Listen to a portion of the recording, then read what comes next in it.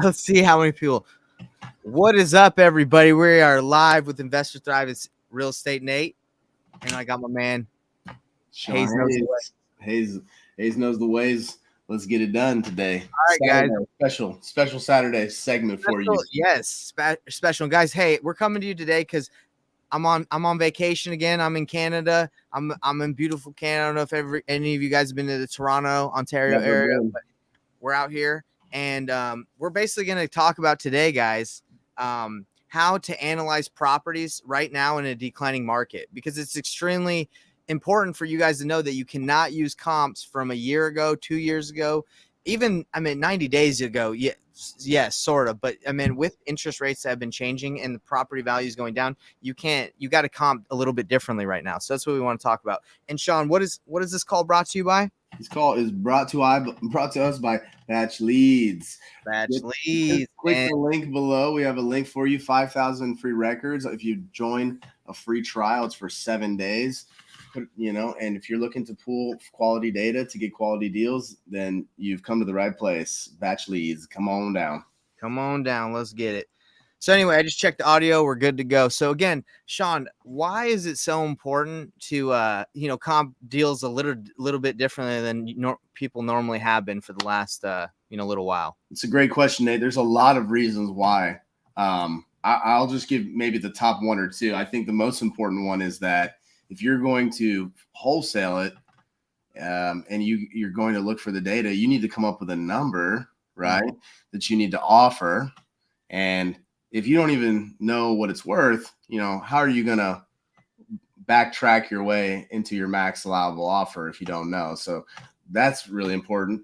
And then, of course, is if you're going to buy it, right, then you definitely don't want to be, looking at data from, like Nate said, year ago, 6 months, 3 months ago is probably about as far out as you want to go. Even 6 months can be iffy, right? No, yeah, 6 months right now. That's basically what puts us back in February. And if you think about it, a lot of those people, the house closed, they were probably locked in on a rate from before the new year, right? Because they had funding from then. So 3%, 3.5% interest rate. So now that exactly. You have your house payment, the end buyer that the flipper, if it's flipping it, is selling it to, is going to sell to someone, they're going to be able to afford less of a payment, right? So that house values have gone down. So guys, really important. Let's just dive right into it. How do you value properties now? Well, what you have to do, because you can't, if there's not enough data on sold comps that's recent within the last 30, 35 days, 60 days, you have to go off of what's selling, right? You have to go off of what's listed, what's active, right? So, how do we do that using batch? Well, it's pretty simple, guys. Let's go right into it. Let's do it. Let me share my screen real quick. Yeah, guys. And by the way, you guys can see I'm not in the Investor Thrive studio. I got the silver curtain going on. It's because I'm in Canada. I'm in my father-in-law's basement. All right. But the great thing about using batch leads is you can use it anywhere. All right. That is the beauty of it, baby. The data's there no matter where you're at. So, man, that's a small town, Nate. Where are we at? So I want to show someone really quick. So there's a lead. I went to college out in Rexburg, Idaho, and I know no one's really ever probably even heard of Rexburg, Idaho, but it's a poppin' place. It's wow. I guess it's not showing the city of Rexburg down there, but anyway, Rexburg is right here, and it's got a lot of good investment properties because it's a college town. Right here's Idaho Falls, and then later on is Pocatello. So if you don't know Eastern Idaho, you're probably like, dude, there's no deals out here. But there's a lot of good investment opportunities. And basically, I have a deal right here that this lady's like, hey, we inherited this property. My mother, I guess, whoever passed away, and we want to sell this house. So she's wanting me to use comps from 6-7 months ago. But basically what I did is I went into batch, and let me go to location. This is an example, right? So you search the address, and it should be able to center in. Let's see, maybe hit that enter one more time and search. Let me refresh this mug, dog. But anyway, what I'm basically saying, guys, is what you have to do is you got to use selling data. So she's wanting me to use comps from the last couple. There it is. That's the house. And she's like, hey, we're looking at some comps, according to the comps recently in the area, like that sold in the last year, the house is worth this. And I'm calling her and letting her know. I've already told her this, but I'm like, hey, it's not really worth that right now because of the changing in the interest rate. So what you can do with batch is you just search the address and you mark it with the boundary area and you can see what's active. And guys, this is a very small town and there's a lot of active properties, right? So Absolutely. for such a small town, the active is green. So for me as an investor, I'm like, of course, this is a small town. So I'm going to tell her, hey, look, I just don't feel comfortable investing in this area. But, according to this, there's quite a few active properties that aren't moving that quick. And you can click on, let's go to this one that's at 130. So her house is, because I've looked at this before, her house is a 2-bedroom, 1-bath as well, 900 square feet. This is 720 square feet. So you can go to the details, and this one is actively listed for 130,000 according to this. But then you got to determine if it's a legit comp. This is a mobile home, and it doesn't look terrible, but it's not necessarily the same comp because it's and it didn't even look to be like it was in a foundation. It's before 1975, so a bank wouldn't even lend on it. right. I mean, it's not a comp at all. Yeah. Right, but you would use this somewhat to basically like help you determine the value, right? So Yeah, for it's sure. it's selling. Okay, so hers is over here. So let's see. And so how much, Nate? How much were you ballpark? What's she asking?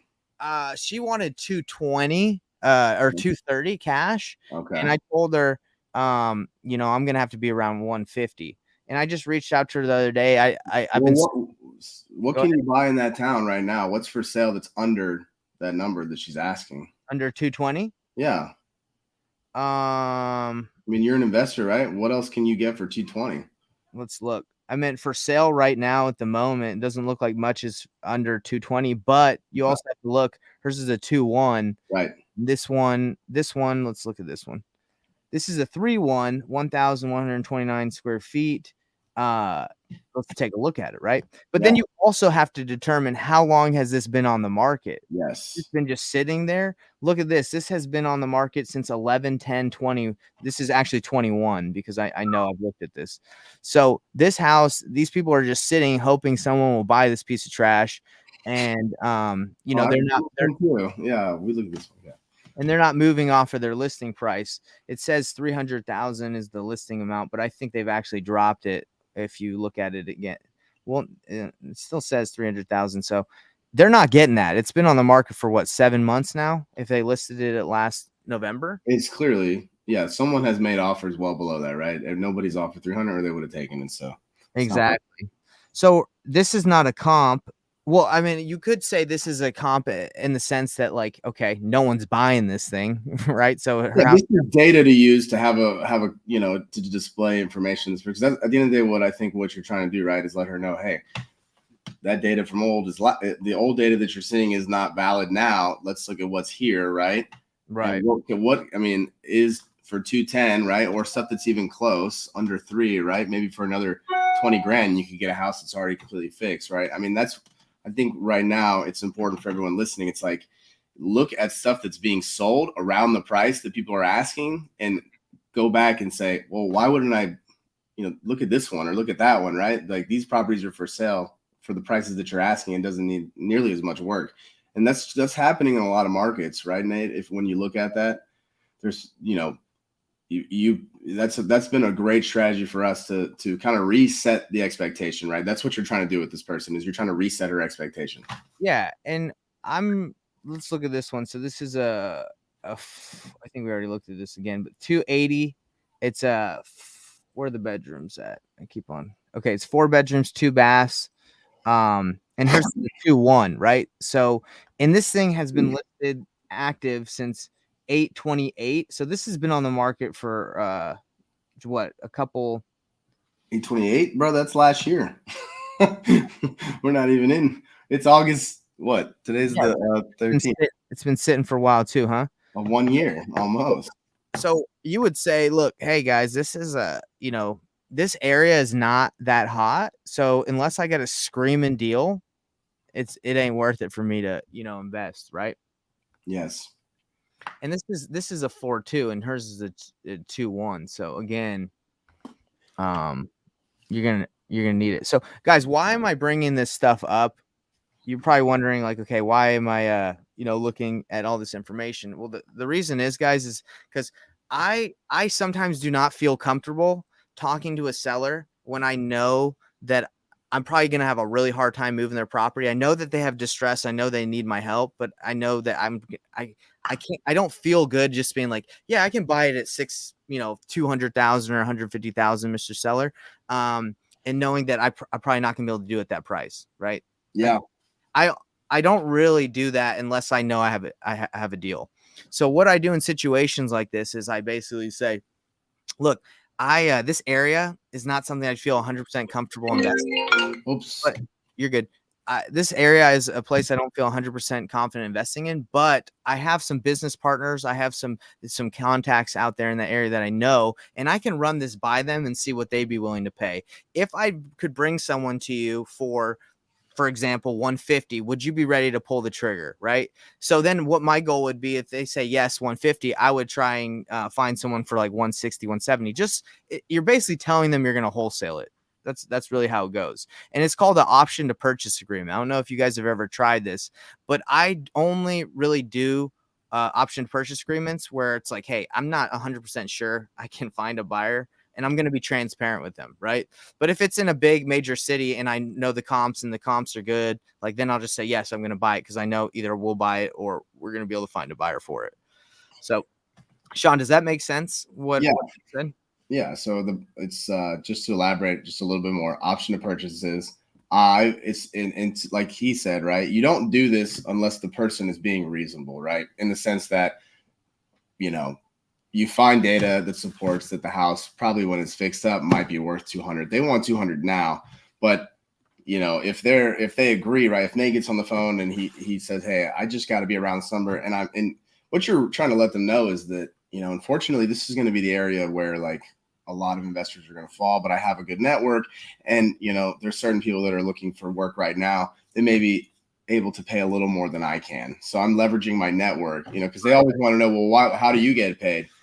And the answer is, well, I'm leveraging my network, and we benefit from each other, right? When we all, if I send a referral to somebody, they will hopefully send a referral back to me. I mean, maybe Nate doesn't phrase it just like that, but this is a referral business. This is a customer service business, and when you're able to help other investors out, you do get rewarded, whether that's with a fee or they bring you something back another time, right? So I think that's probably the best way to approach it with a seller, is just letting them know, like Nate said, hey, I'm not comfortable with this price, but I think this is a price that works, right? It has to be a price that Nathan believes works. Otherwise, he's not going to. It's not my. You would never waste your time and do this at a price that you don't believe is a price that somebody would pay it, right? 100%, 100%. So, let me show the paperwork really quick before I call her. I don't know if she'll answer. I talked to her. She said that it hasn't sold yet. So let me show the paperwork. So in an option to purchase agreement, you're literally telling them like, hey, I'm gonna find a buyer for this property. Okay, I'm gonna market this out, and then they sign off on it. So in the option to purchase real estate agreement, basically you just say, hey, buyer sign, you put their name, you put your name, you put their name, property address, and you say the buyer has an option to buy or lease option this property at 150, for example. And then you have 15, 20, 30, whatever days you agree on to sell the property or find a buyer for it. And then there's some agreements they have to agree to. Seller understand that the buyer's intention is to find an end buyer and assign or double close an escrow. Seller understands that the buyer is acting as a principal. Upon buyer's decision to exercise this option, both parties agree to move forward. Seller may cancel this agreement at any time, but they have to give me 72 hours to either be able to match the other offer they get, or as a first right of refusal. Seller agrees to allow buyer to market the property as needed. If buyer does not acquire an end buyer, this is void. All parties agree to this, and then they sign. So again, we've done this many times, and usually I do this when I get properties in rural areas that I'm not 100% confident in, because again, I don't want to be like, hey, put all your trust in me when I'm not even sure I want this or I think this is a good investment. I don't usually do that to sellers. So again, it's like, this is how the conversation would go. Hey, Jennifer, sorry, we've been really busy because I haven't talked to her in a while. Hey, I've been really busy. We've had some couple properties that we're flipping, and I've done a little bit more research on the area. But before I get into that, how's it gone? Have you had a chance to sell the property at all? She'd probably be like, I haven't. Be like, look, I'm gonna be honest with you. Looking at the selling data, and seeing that, comps and the market is declining, I don't feel 100% confident taking this on, but I know a ton of investors in the area that I think would be interested in this property at a certain price. Would you be open to letting me, reaching out to them and seeing if I can bring them as a partner to work with me on this project? So I'm not, investing all my time and energy alone into this. And then if she's like, yeah, I say, great, just give me 15 days, sign this agreement, and I'll try and find someone. So what I'm doing is just saying, hey, look, I'm pretty much gonna wholesale your property, right? Yeah. Yeah. And the reason why you don't do this, I don't teach this or do this on every agreement, is because sellers want certainty. That's what they want. So if you got someone who you're dealing with in Atlanta or Salt Lake City or in a major metro that has 10 or 15 other buyers talking to them, and you're like, hey, I don't know if I can buy this, but give me 15 days. They're probably gonna be like, hey, I'm talking to another guy who's like, really confident. He's really confident. He's coming off like an expert. Yeah, he's coming off and he says like he's good. So he told me you can pay $350,000. So exactly. So they're gonna get locked up with someone who's like confident over you just been like, let me just check, right? Because they want that certainty, whether that guy's wholesaling or not and can actually do it. That's like kind of the tricky part, is like you can get beat out by other people, because sellers want certainty. But to kind of wrap up before I call her, guys, the reason again why we're doing this is this call is to analyze the values of properties in a declining market. You can't really use sold data right now. You have to use selling data, and you have to look at the selling data, and you have to, using batch, you can see how long it's been on the market. So if it's overly listed and it's not moving, you can say, hey, this is not a comp for me. And you can even tell the seller, I know you're looking at this house that's listed. This is not a comp because it's been on the market for 5 months. They're not getting their asking price. This is not what your home is worth. But yeah, that's kind of a nutshell. Sean, do you want to, No, I mean, it's what, just to reiterate what I said, use the selling data as, the photographs in there and go, well, you told me this, this house is in better condition, right? Because again, you can check anywhere in your markets right now. Like, you'll probably find a house. There's probably a seller you're talking to that's asking too much, and you can probably find a piece of, a house selling that's around that price that could be in better condition, right? And it's good leverage. It's good way to reset expectations when they just are not budging, right? And it's like, right, I have this money available to me. Why is sell your house to me, basically, right? Make them tell you why that's important or why the home is valuable, right? Exactly. And because if you can get a seller selling you, you're doing a lot better. Trust me when I tell you. Yeah, exactly. If you come off like the needy, they're gonna not, they're gonna feel like they have all the power, right? Absolutely. All right, Sean, can you see my screen? I'm about to use Kixie and Caller.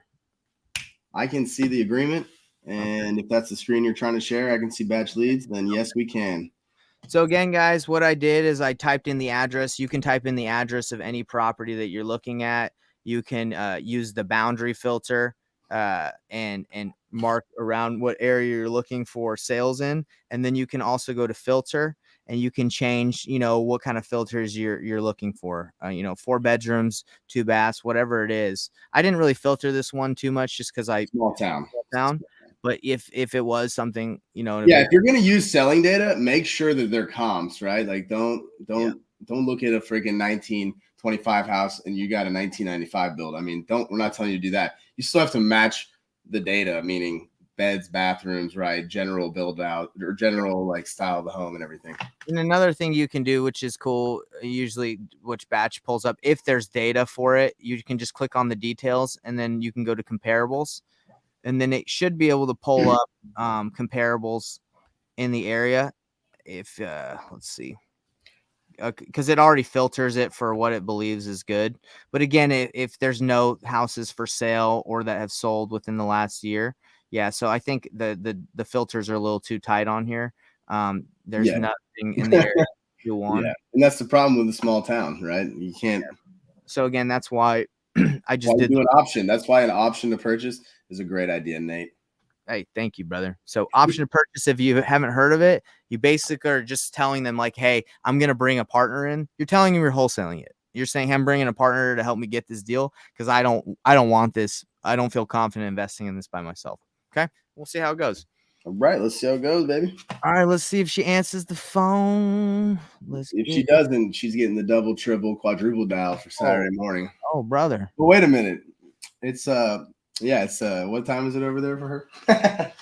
Oh shoot, I forgot I'm on the East Coast, so it's light her up, bro. Don't light her up. Light her up. She might be ready, brother. Let's give it a shot. Can you hear that ringing, Sean? I can hear it beautifully. Crystal clear. Crystal clear.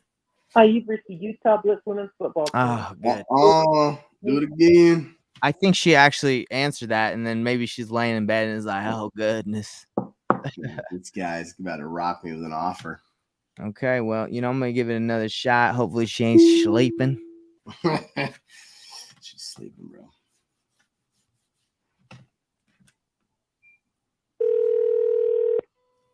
You've reached the Utah Blitz women's football. Sounds like it's actually off.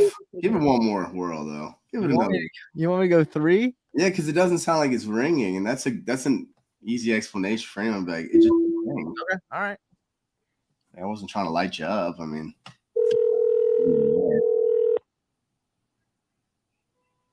you've reached the Utah Blitz women's football. Yeah, it's not like she's hitting the FU button. It doesn't sound like that, to be real. So that's unfortunate. So I'm just gonna say, hey Jennifer. Let's see. So she hasn't sold it yet. So hey Jennifer. Yeah. So definitely. I was calling to chat with you, about the property. Today.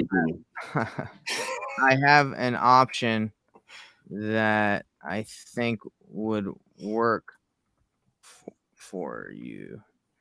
I have some investors I've talked to. I have some investors I have talked to. I mean, just telling her straight up, right? I have some investors I have talked to. I mean, maybe I'd save it. Unless she doesn't remember you. She probably doesn't remember you. So she remembers me, bro. Okay, all right. I have some investors I've talked to in the area that might be interested in going in on the property with us, but I wanted to chat with you about. Call me back, or I will reach out to you next week. Mr. Malik. I live in Georgia. I don't know. Nate lives somewhere else, but yeah, I live in Georgia. Okay, sorry guys. I mean, I tried to call her, but no answer. So let's filibuster. Maybe she'll call you back. Yeah. So basically, that's it, guys. I mean, I want to go through the process again because I've learned from training you, Sean, and working with the team is there has to be steps in the process, right? Like so people understand how to do this. So why? First of all, in order to determine step 1 to analyze a deal right now in the declining market, step 1 is you can't always find sold data, right? 6 months is too far ago. Maybe if there was one that just sold within the last 15 or 30 days, yes, that would be a good comp. But step 1 is look for comparables that are pretty recent. If you can't, then you have to use selling data. Now, if there's houses that are active right now that have been on the market for 6-7 months and they're comparable to yours, like it's a 2-1, but they've been on the market for 6 months, then that means that house is not selling and it's not worth that, right? So you would basically just say this house fixed up, it's not selling at that price, it's below that, right? And then you just basically walk your property backwards off of selling data. So that's step 1, right? Absolutely. Now, if you're unsure and you want to be completely transparent with the seller and it's in a rural area and you're just like, you're not sure, you want to tell them, yes, I can do it at this price.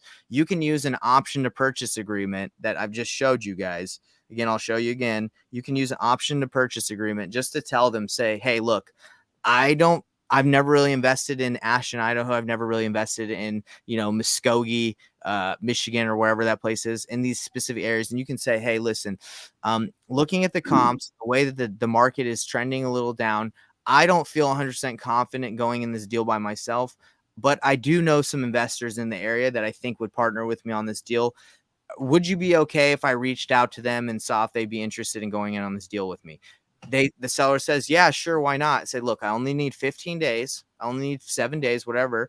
And but I need to know if I find a buyer for $100,000, $90,000, whatever you tell them, that you will be ready to move forward and for us to purchase the home. You get that agreement, and again, you get it at a price that makes sense, because you do not want to get, spend all your time looking, agreeing on 500,000 when the house is worth 100, and then you find someone and you can't convince them to move forward because of course not. Yeah. Price is too high. So you will waste your time if you can't get them to agree on a normal price, right? Yeah, a price that you believe you could wholesale, right? Yes. And again, the downside to an option to purchase agreement, again, is a seller feeling like they're not confident with you and saying, hey, I got some other guy that's telling me that they can get it done, and they don't need to find a partner. Again, that guy could be 99% wholesaling it and just telling them. But the way I am is I just like to be transparent in a little bit more rural areas. If it is in a good area where there's great comps and I have great buyers, then I would just say, yeah, I'm buying it. And I'm confident that either I'll buy it or I'm going to find a buyer. Okay. Absolutely. Awesome. So do you feel like those steps were pretty clear? Yeah. And guys, just to also mention, I'm not sure Nate mentioned, but that contract, the downside as well is that it really wouldn't be legally binding, right? You're not going to be able to file an affidavit memorandum. That is something that you would use. Again, it has a period where you're allowed to. They're going to ask you, like, why would I sign this if you're just going to, run it by your buyers, right? That's going to be an objection you get. The answer is that, well, I can't legally, market your property, and even though I'm not going to post contract. Yeah, without a contract. And even though I'm not going to post this, on the MLS, just say, hey, even for me to reach out and ask, to market your property is illegal. This agreement you actually can put on the MLS, according to them. Seller agrees to allow buyer to market the property as needed to procure end buyer, but not limited to putting a sign in the yard, advertise the property for sale, means of the internet, social media. But you only do that if you tell them, right? You're not going to ever you read through this agreement. And I've used this agreement before in rural areas, just to basically say, hey, look, like, I'm going to have to bring a buyer. I want this house, but I'm going to have to use the MLS to find a buyer to go in on it with me. And they're like, okay. So we've been able to do this, by the way. But again, it's a waste of your time if they do not agree on a price that makes sense, right? Yeah, but yes, I think what I was just going to wrap and say is that it's not binding in the sense that if you do find the buyer, right, and you find someone, then you have to go and sign a regular purchase and sale agreement, right? This contract is not something you could take the title, right, or escrow and close on, right? You cannot. So that's actually what you would explain and say, hey, once I find a partner to go in on with this, this agreement, what you're agreeing to do is once that happens, you're willing to sign the proper documents to move forward. So actually, I think that's part of this. It is. So the first right of refusal means that if they have something better in writing than you can produce for number 4, it's option to buy property, let's say 150. If they can produce a document that's showing someone making an offer at a better price, which wouldn't be very difficult for them. So Sean, actually, it's right here too. Upon buyer's decision to exercise this option, which when they sign it, both parties agree to move forward with the necessary standard purchase and sale agreement. There you go, everybody. Hey, once I find that, if I decide within the 15 days to exercise in this option, we both have signed this legally binding agreement to move forward. So this is, you could. It is binding. It is binding. I think people. I just remember people get a lot of objections, right? We don't use this a lot. But at the end of the day, you don't get that many objections because usually, again, we don't do this in areas where we have a lot of options. Yeah, where people have a lot of options. So it's just, There was a comment, Sean, from YouTube, and bring on the pricing link. Yeah, is this exclusive? And this says seller may cancel this agreement anytime if they find their own buyer or tenant but must provide a 72-hour first right of refusal to buyer to match or beat new offer in writing. So it is exclusive in the sense that you have the opportunity to match or beat the written offer. So if a seller comes in and says, hey, someone just offered me 400,000 and we have this at 150, say, hey, I got 72 hours to either beat or match a written offer. Did they write it out? Because I'm going to need to see that, because they could just be pulling your leg. Right. Yeah. And I mean, exactly. So these are really, this is a good tool to use, especially if, a lot of you, do live in areas that are maybe not major metros, and your market's better. Right. And so it's like, but again, as you wouldn't want to do this again without actually having some type of buyer lined up or have a belief that you can move it. Right. Don't waste your time and do this.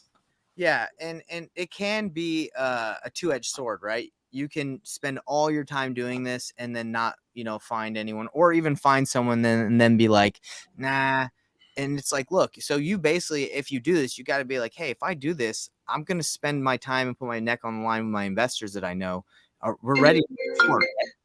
Are you ready to go? Like, if I can do this at the price that we're agreeing on? And they say yes. So again, I ramble, guys, but I'm just trying to really hit home that sellers want certainty. That's what they want, 100%.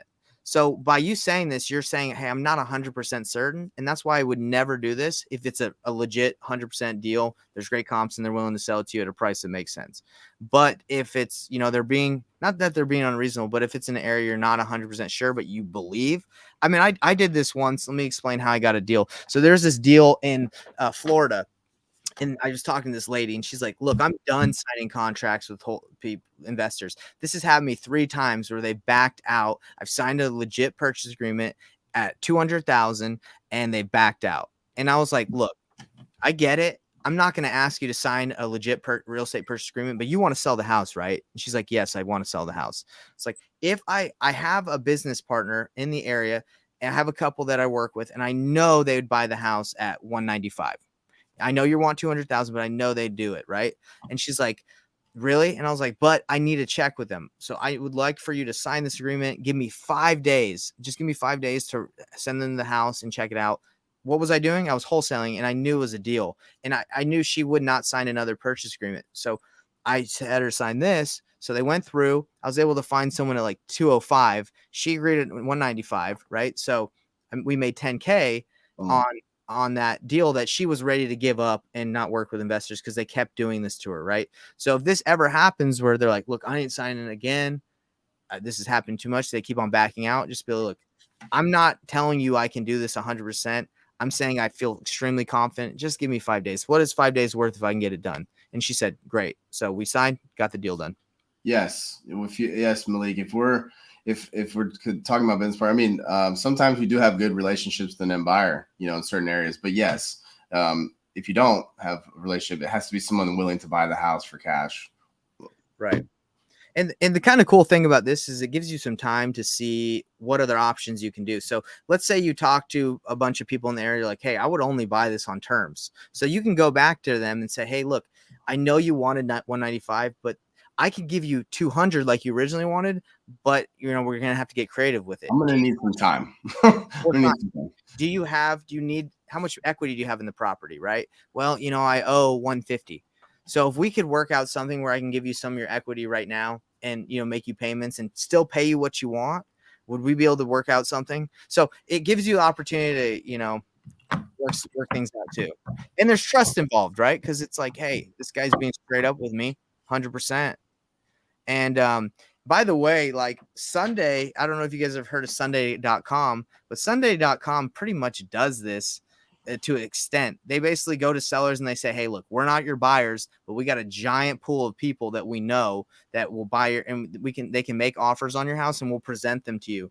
And we're just going to take a commission if you accept an offer. So what they do is they get a house under contract and they blast it out to everybody. And then the offers come in and they present these offers to the sellers and they say, hey, this guy offered this guy offered this guy offered this. Which one do you want to take? And then literally they're wholesaling, but they're just being transparent about it, right? They're not buying it. Yeah. Yes. But again, I will say it for the 100th time. Sellers want sellers want certainty most of the time. Well, So why can Sunday do that? Is because they pull up in a car that says Sunday. They have a website, a portal. They've done everything to demonstrate, and they have a lot of money behind them. Well, they're able to do that, right? They have a website. They have employees. every time, brother. Half the Oh time. no! How many times have we wanted to? Yeah. Anybody that's been on Sunday, make a comment, because you've probably won a deal and then the seller doesn't end up accepting the offer. So it's, I don't even want to talk about Sunday, but that's the business model. So you're right. But great stuff today, Nate. That's man. I appreciate that, Sean. And again, I want people to know that this call is brought to you by Batch Leads. And we were showing initially in this, the reason for this conversation was showing how you can use selling data to really understand the value of a property when you cannot find it. Or to demonstrate that, hey, your area it's not in an incline anymore, right? Certain areas are in decline right now, right? Right, especially this one, and there's other ones too. This is Eastern Idaho. I know this is a small area, but if you watch the whole episode, guys, I think if you click satellite, there you go, brother. So I want to let you guys know that it's declining, so you need to let sellers know that. I mean, I've watched some videos. I think Steve Trang said, like, you don't need to educate the seller and you just make your offer. I think I watched a video about that. I might be misconstruing it, but I believe it is important to educate sellers because, they need to know what's happening. So, to determine for you to let them know why you're offering what you're offering. But Steve Trang does say that, but that's because, Steve Trang is the sales guru, and demonstrating logical data to somebody is anti-sales, but in a lot of ways, it's, again, if you are looking to do, business for a long time, right? You have to get to the point where you're able to consult with somebody and be genuine and point them in the right direction, because there's too many people, like Nate said, when you're in the major markets, you fill out a Google form or you do something like that, you're getting called by 20, 30 people all day blowing you up. You're likely going to go with the person that you feel the most comfortable with, not the person that's offering you the highest, because that's just the way it is. I mean, why do we beat people out who make better or higher offers than us? Because they trust us. They want to work with us. That's it. We present them an option based on information, right? It's like, does it work every time? No, it doesn't. But we feel good about it. We feel good about it, right? We're not pushing anyone to do something stupid. We're just presenting the data that's there and going, hey, this is where I'm comfortable at, and I can get it done at this price. Yeah, and that's credibility. That's why going face to face will always beat someone over the phone. The reason why people do virtual and over the phone is they feel like they can contact more people, do more things than driving, right? But if you go if I go meet a seller face to face, shake their hand, and I say, "Sir, I'm going to do my best to get you what you need," I'm going to beat you if you call that seller right then while we're offer these. Maybe if you're offering more, right, and say it doesn't matter, he's going to go with Nate because he trusts Nate. Yeah. And I will say this, everybody, if you're doing virtual, if you're in multiple markets, that's fine. But I think if you're new to this business, I would recommend being in one market that you master and then spreading out before you spread yourself thin and do multiple areas. And I think it should be a market that you have a tie to, meaning you either grew up in the market or you have families that's there, or you have an understanding of a little bit, right? Choose a market that's a little better, that you understand more. Not everyone's lucky enough to live in a major metro, right? Or in an area that's not, but if you do, work that market. Like, you can go see the sellers, you can shake their hands, you can learn. When I first started, before we went nationwide, right, and started doing multiple deals in multiple areas, I would go see the sellers. I love going on appointments. Oh, guys, we're getting a call from our girl. Okay, guys, this is it. Hello? Hi. Jennifer, how you doing? This is Nathan. Hi, I'm good. How are you? Jennifer, I want to apologize. I don't know if I called you too early. Did I wake you up? No, I was actually in a meeting room. So okay. Yeah, no, you're good. I didn't know if I woke you up. Hey, another thing I want to apologize for is I know I haven't reached out to you in a while. It's just I've been extremely busy with work and we got some flips going on. So I'm sorry about that. Oh, no, that's okay. So Jennifer, do you have about 5 minutes or 10 minutes to chat? Yeah, I do. Okay. So about the property, I mean, last time we talked, I was kind of gave you an idea of where I was thinking we would be around. Did you get a chance to talk to your family, your husband about it?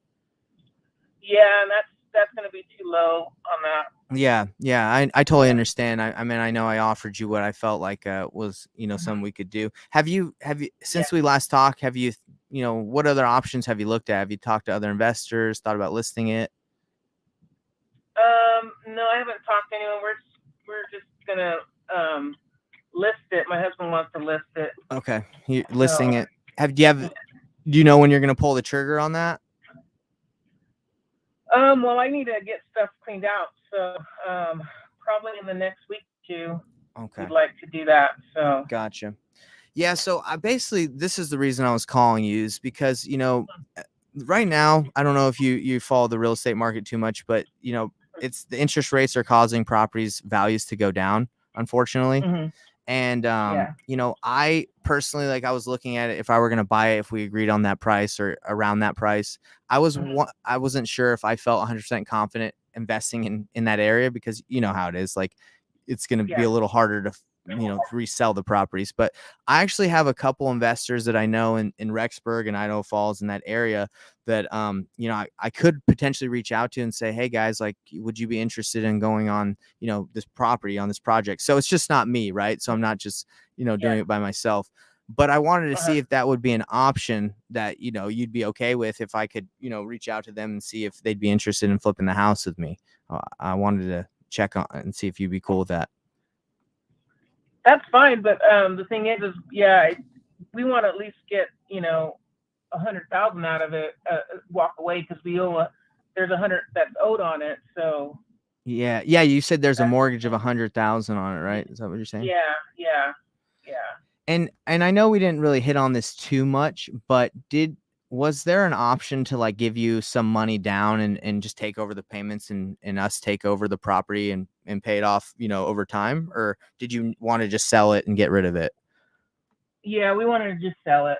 Yeah, okay. So, because usually when we buy properties on, a creative way, like with financing, Mhm. we're able to pay a little bit more because it gives us some time to pay it off. But Yeah. yeah, Uh-huh. you could. But you said you're not really looking for that. Yeah, he didn't. Yeah, my husband doesn't want to do that. So you said you owe how much on it? It's 100,000, I believe. 100,000. So you guys are looking to list it at above 200,000, so you can pay the commissions and the fees from the agent, right? Correct. Do you, do you, after what we talked about and talking to the agent, do you think this thing would sell for like 220 on the MLS? I I think it will. Okay. Gotcha. Yeah, I mean that was the thing I was just kind of worried about is there's just a lot of properties there that are just stuck on market for many days. Hmm. So I was, I Yeah. don't know. But I guess you guys have the time and the means to just wait and see, right? Yeah, and it has a pretty good sized yard because I actually went up there and did the yard, like mowed the lawn and everything, and never really went into the back Mm-hmm. of all these years. You know what I mean?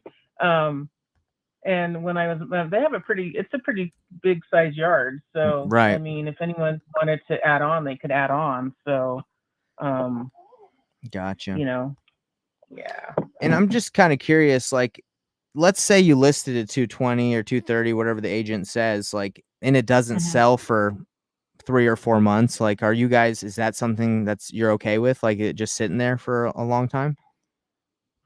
I'd have to ask my husband. Right. So, Because that's a um, possibility, right? Like that it doesn't yeah, sell like the yeah, other properties.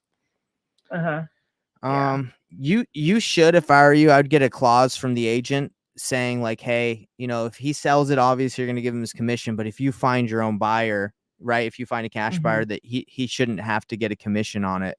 Because what I think will okay, happen, just personally, is like what will happen is you'll list it and an investor will come along like me anyway, and you'll probably end up accepting an offer like 170, 180. And then hmm, you don't want to have to pay his commission because he didn't really do the work to find that yeah, person. Um, yeah, but anyway, yeah, yeah, my proposal was basically to call you and say, hey, I have some investors that I know in Rexburg that might want to go in on this property with me, and we probably could do it around like the 170 to 180 mark, but I would just have to check with Oh, them. okay. I don't know Yeah. if that's something that you guys would prefer doing, because I mean, even at 220 with commissions and fees, you guys are going to get maybe around 200,000, and that's if Yeah. someone buys it at that. So I was just going to Yeah. say, hey, if you're okay with it, I just have an agreement. It's called an option to purchase agreement that gives me about Mhm. 7 days or for me to reach out to my Mhm. investors, and if I can find someone to work with me within the 7 days, then we could move forward at that price that we agree on. And if I can't, then I'll just say, hey, you might as well just go list it, because I wasn't able to make it happen. But that's Yeah. something that I think would be a good option if you wanted to give it a shot. Yeah, let me talk to my husband. He should be home around 10:30 Mm-hmm. today, and then I'll ask him. But you said about what would you be able to give us? I was thinking somewhere between like 160 and 170 cash. Yeah. What do you think? I know I'm talking to you, but what do you think your husband would say? Do you think he'd be open to that? I don't know. I mean, I don't know if you guys go to 180 What I or could even do, halfway. in this agreement is I could put just the option to purchase it at 170, and if I go to them and they're willing to do a little bit higher, I can let you know, because at this point, like, I want to get a deal done, so I don't know Yeah. if I could go up to 180, but at least I could let you know, like, what my partners in the area would be willing to do. I'd rather do it at Mhm. 170 though. Yeah. Yeah. I need to talk to Charlie. Okay. And then can I either call you or text you?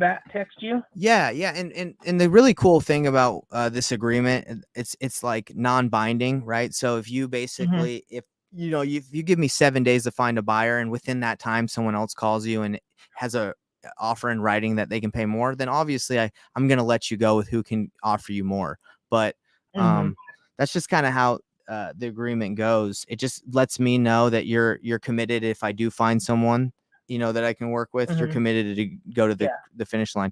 And last thing I'll say, you can tell Charlie, your husband, is Mhm. the benefit of this is you don't have to list it and wait and hope and have it just sit on the market. Like, give me 7 days, and within 7 days I find a partner to work with. We'll we could have this done within the month, within next Okay. month. It would be quick. Okay. A quick Okay. close. Yeah, I'll talk to him and then I'll get back to you. Cool. All right. Well, just text me. Okay. And if you Okay. guys are good to go, I can send you the agreement. It's just a 1-page document that just says you're giving me the rights to market this out to my buyers in the area that I know. And if I find Mhm. someone, we'll move forward at 170, and we could close within 30 days. Okay. All Cool. right. You wouldn't be able to do 175? I'll be honest. I wish I could, but you know what's going on with the market right now. It's Yeah. getting it's just going down. I think really what's happening is it's just correcting. I mean, what's Mhm. happened over the last 2 years has been great for people that have sold, Yeah. but I don't think that's like the regular thing. I think everywhere the prices Yeah. are just going back to normal. So I wish I could, but I think 170 is fair. Okay. And Okay. I think it would be great to you probably just want this out of your hair anyway. Like, if we could get it done quick. Yeah. Yeah. Yeah. I know he wants to get it sold. So, okay. Yeah. Let me talk to him and then I'll text you back. Great. And like I said, once you text me back, if you give me the okay, I'll send that over to your email and we can just continue. And like I said, it's just a 7-day period. I'm not tying you up for, month or months. Okay. Okay. Okay. Thanks, Jennifer. All right. Okay. Thank you. Yep. All right. Bye. Bye. Cool. All right. What did you think, Sean? Yeah, I thought it was done. You explained it well. I mean, simple as that. So I ran the comps on it before this. Oh, you good? Yeah, I'm good. Sorry. So I ran on this before this call, and about 170. I think the ARV of the property. Let's just look at it one last time. So I think this house, the 2-1, it's 1,000 square feet. And if you look at what houses are selling for right now in this area, again, we're not going to go to solds because that's not useful. But this property right here is a 3-1. It's about 1,000 square feet, right? 129 square feet bigger than hers. And mine was a 2-1, right? Yep. So this one is a year 1900, right? Super old, and it's outdated. Hers is not that bad. I have a video. So this has been on the market for so long, so I don't think it's a legit comp at 300,000, but I believe hers is worth about 250. About 250 fixed up. Okay. This is another one. This is the 2-2. This actually sold, and again, this sold, so not the greatest comp, but it's 1,000 square feet, 183 square Looks feet. like a modular too, even though it's 2010. Looks like a modular. Yeah, so this one sold for 293, and again, this was when the market was hotter a year ago, and they listed at 250. So I believe her property is worth 250 fixed up, because if you look at here, there's not really that many properties in this area that are below 200 still. Mm-hmm. So, I mean, if you brought in a fixed up house at 250, it would I think it'd move. This one is a 4-2, 2,000 square feet, 1930, super old. And in a town this size, a house that big probably is not appealing. Most of the people in this town don't want 2,400 square feet, right? I mean, I agree. You know what I'm saying? This is not Salt Lake City, Utah. Families of 10. I mean, it's a small town, right? I don't know. Idaho might be rocking the families of 10, dog. I'm kidding. Yeah. So, let's look at hers super quick. I want to see what year it's built, because I'm looking at a ton of these properties, and the years they were built are freaking old, is super old. Year built.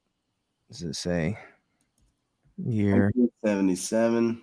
Yeah, so that's not super old.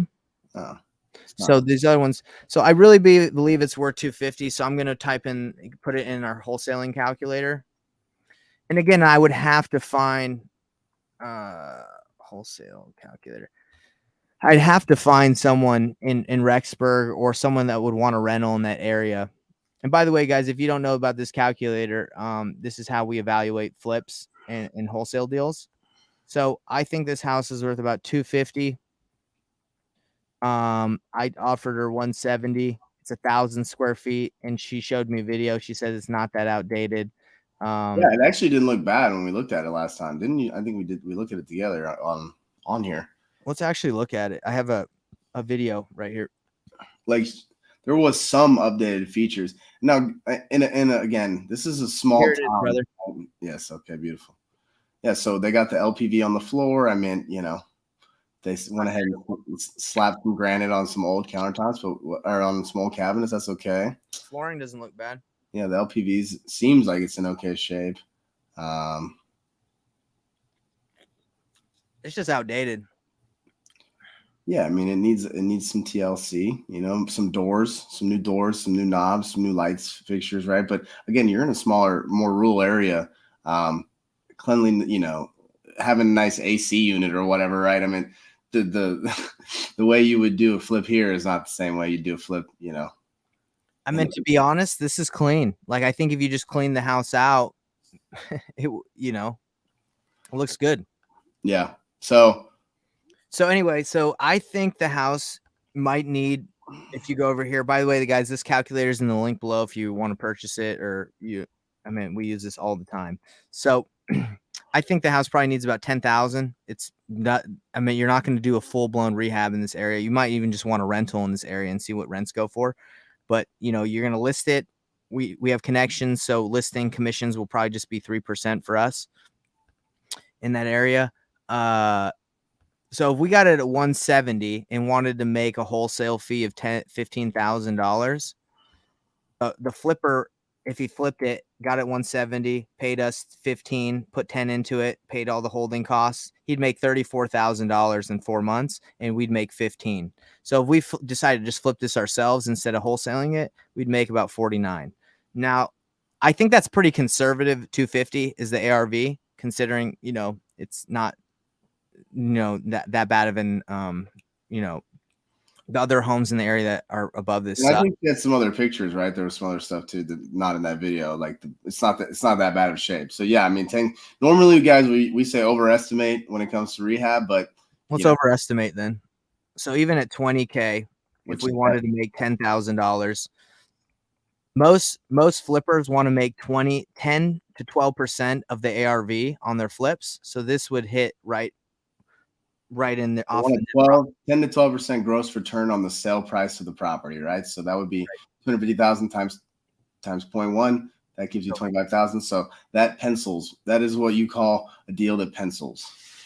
This pencils, but the problem is it's so rural. Someone might be like, "Look, it's more." I need 20%.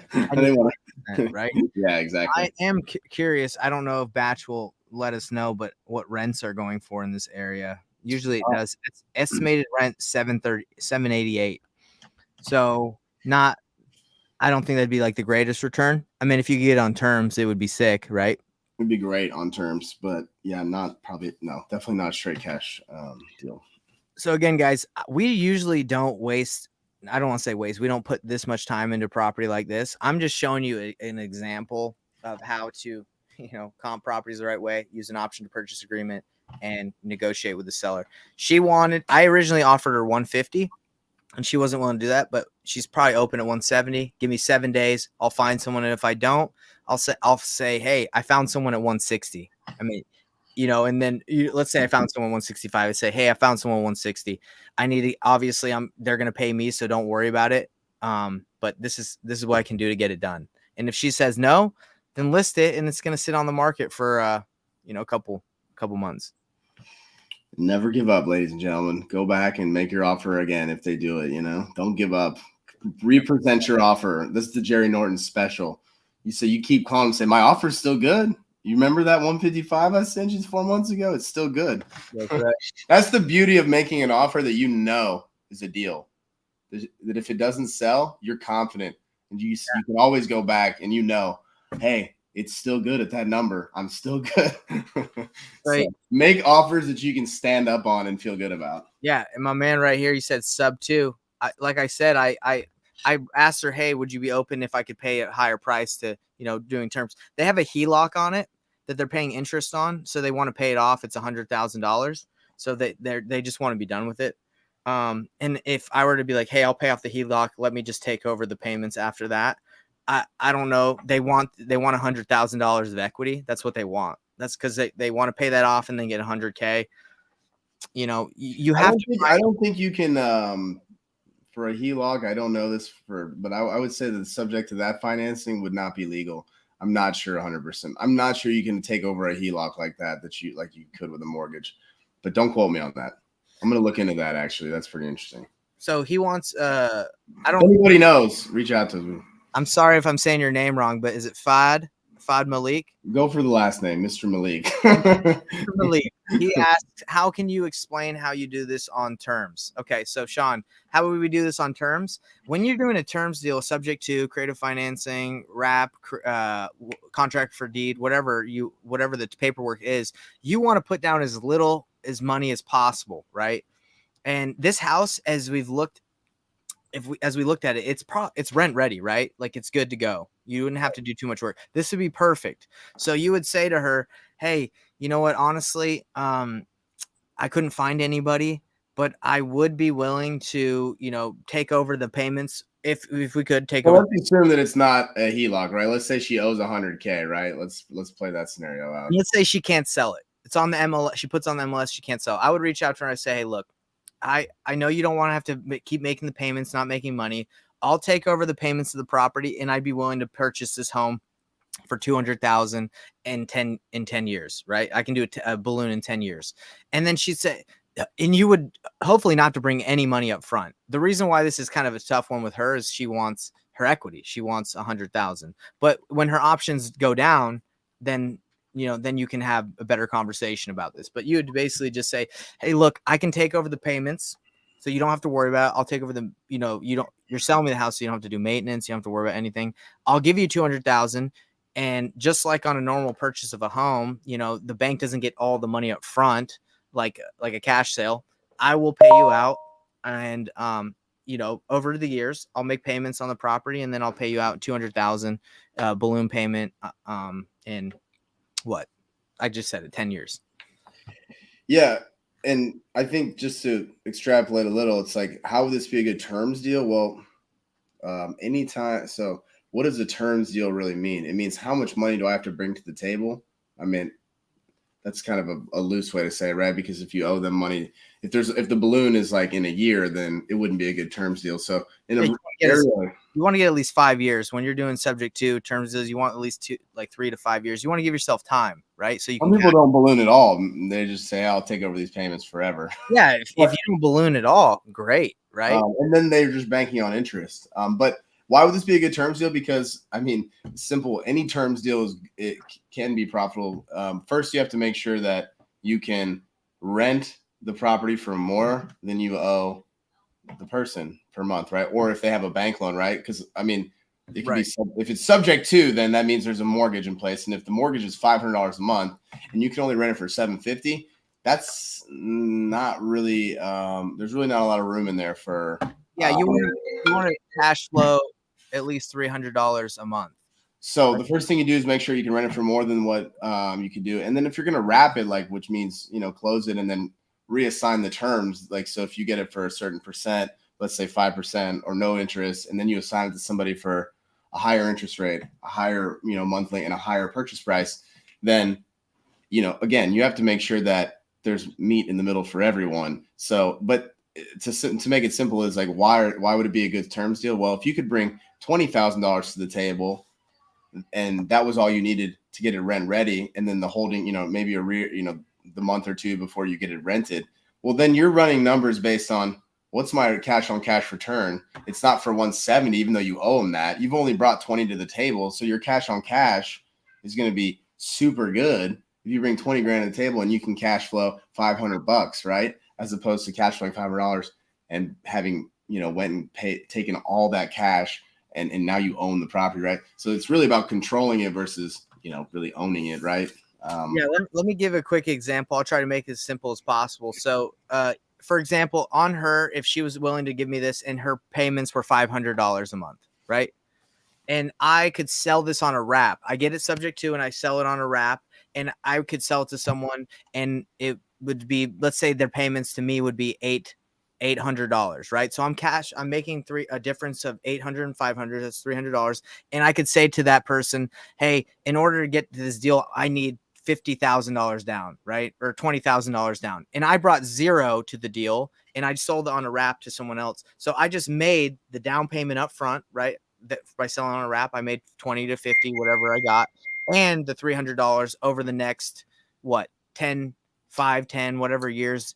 It really depends on what you sell the wrap to, right? Like, because when you sell it on a wrap, they usually have like 3, 4, 5 years, whatever, to balloon you out too, unless you just let it go for the same time period that you have it. So if you have the original property from the seller subject to for 30 years, then you could just sell it to someone on a wrap for 30 years, right? You could also do a lease option, right? There's so many different options, right? At the end of the day, terms is very loaded term. There's a lot of different ways to get terms, right? There's so many options, right? But basically, you want cash flow and you want to get something down so you make some money up front from the person that you sell it to on a lease option or a wrap. You want money. That's how you make money. Yes. Okay, this is the next question. I love it. Keep the questions coming. And Sean, hey, if you got to go, Sean, I ain't gonna be mad. I know we've taken a. Yeah, I do have to leave in a second, but let's see. How do you make sure the seller makes the mortgage payments when you are making payments to the seller?